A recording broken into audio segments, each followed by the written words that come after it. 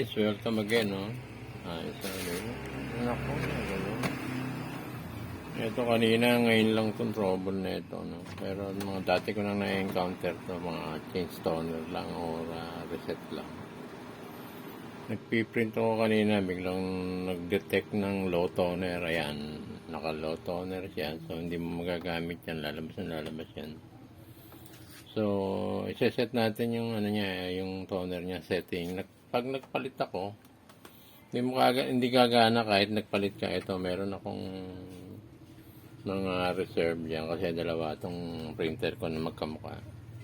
Kahit palitan mo hanggang hindi mo ina-adjust, hindi siya gagana. So, ang gagawin natin, i-reset muna natin siya. Pag-reset niya, batay natin ito. Ang hanapin natin yung asterisk, no? Buksan natin tong sa packs. Yan, makikita mo yung asterisk dito. Ito. Hindi na makita. Nasaan ang bago? Ito na, natabunan na ng itim. Nilagyan ko ng penter. Pero nandito asterisk kasi. Yan ang pipindutin natin mamaya. So, pag naano na natin yan, taas na natin itong cartridge at itong ano, para makita yung ano natin. Yan. Masyadong mataas. Paano ko makikita yung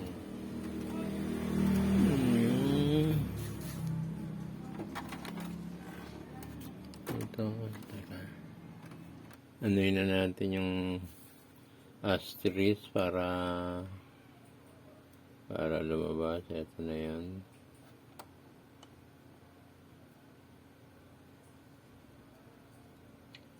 Yun. So, kita na natin. Pagkatapos niya na parang maliit yata, pero okay. Kita naman. Nandun lahat siya.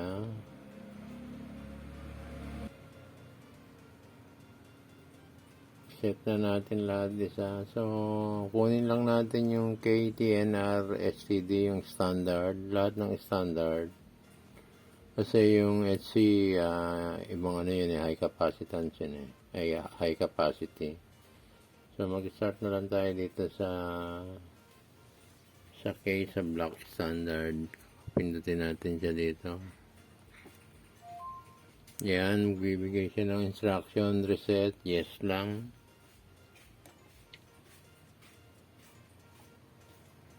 Okay, tapos sumunod naman yung cyan standard. Ganun din, reset, yes. Halos lahat ganun lang ang ano, simple lang.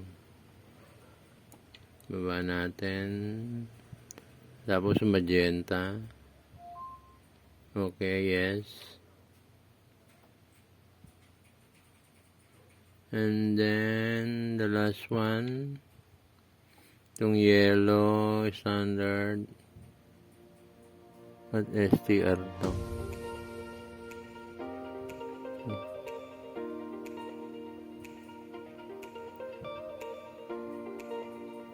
Meron mga iba.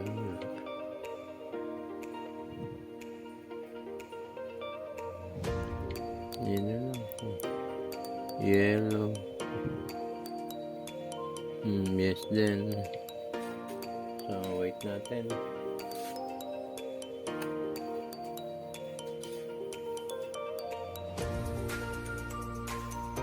Baba natin kung gano'n. Close natin. Baba natin yung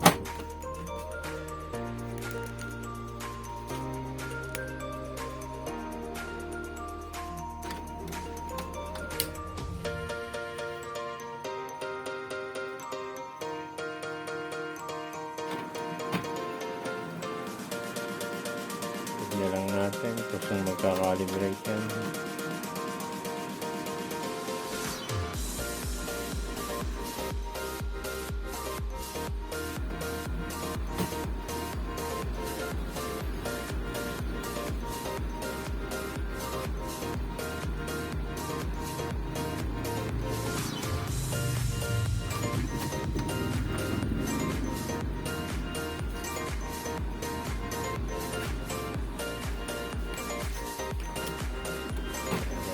Sweet.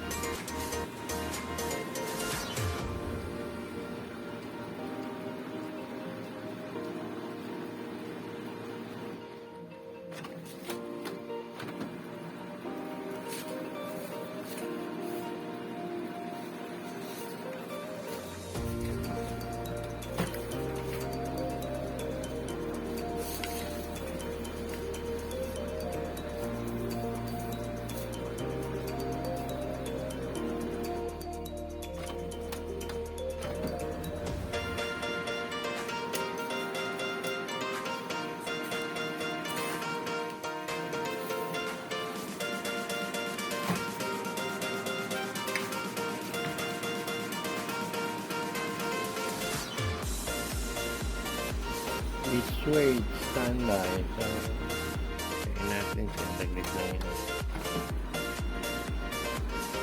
Yun. Tapos, ayun. Successful. Dito ko na kagad. Ayun, no? Pinuna siya.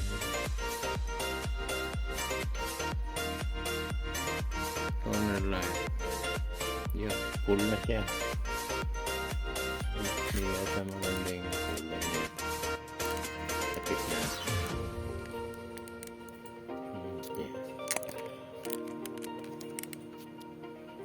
Matamang ilaw.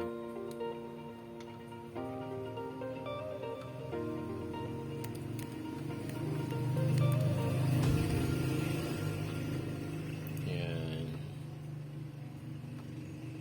Toner light.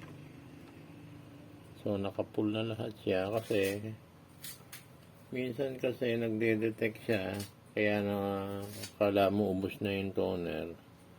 Nagde-detect siya ng yung nagbe-base siya sa papel niya kung natapos yung papel na ilang rim yung tatapusin niya. Doon siya nagka-count na ganun din ang itatagal ng toner niya. Minsan kasi nag-ano tayo nagpapalit ka agad ng toner pag may konting aberya, palit. So, nawawala na yung setting ng counting niya kasi iba-iba na yung toner na pumapasok. Lalo na pag madumi, palit ulit, linis, mabilisan. So, okay guys. Thank you for watching. Sa mga may Xerox na ganito lang naman ang setting niya. Huwag na kaagad muna kayong tatawag ng saglit lang to. Within 5 to 10 minutes, tapos na yun. Kung bibili kayo ng tita kaagad, medyo mahal yung powder.